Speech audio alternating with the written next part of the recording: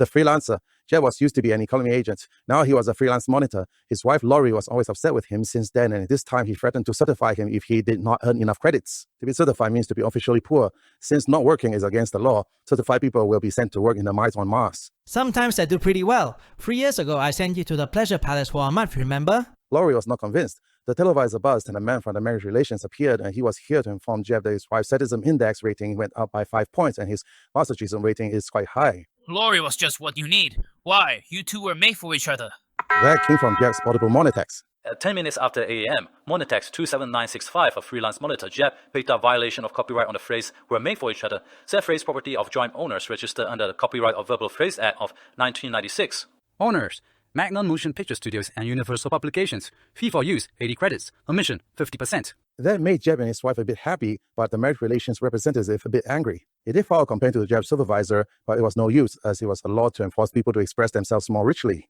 Jeb left home for work. He met a friend along the way. His friend was certified. His business fell apart and no jobs available at the welfare office. So he was assigned to Mars to work in the mines. It was very risky due to the presence of melanite dust that can cause burns that can't be healed. I'm going to a living hell. It turned out that Living Hell had been copyrighted. Look, there was an accident. This one is on me. When they left, his friend said, My heart goes beside yours. My sympathy had arms, one of which is around your mighty shoulders. Instead of good luck, because that phrase had been copyrighted, Jeb went to the Air Pollution Control Court in disguise and concealing his Monitex in the shell of the air pollution meter. The personnel man was speaking to the air pollution inspector. Yes, indeed. You do have a good record. Then I'll get that promotion promised 2 years ago. Just as soon as business picks up, we'll give you a promotion and raise in pay. The air pollution man all looked at Jeb angrily. As soon as business picks up, we'll give you a promotion and raise in pay. Happy copyrighted. Jeb had to escape. In the next 3 hours, Jeb had picked up a few copyright violations, but he needed to strike big. Jeb went to the meeting room of the local traditionalist headquarters where the speech is being made. He just learned that large special slogans had been copyrighted in view of the current election campaign. The party in power was really out to fight off the opposing traditionalist party with every possible trick.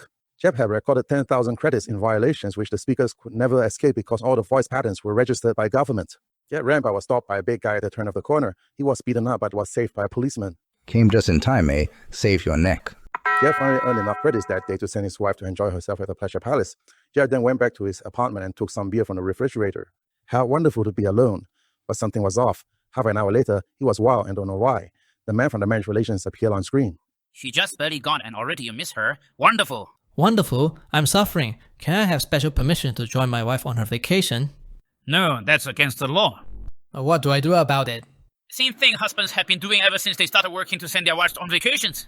Jeb went to search for that secret black book. He found himself saying, my wife's gone to the country, hooray, hooray, until he remembered that he actually shut off the mountain packs.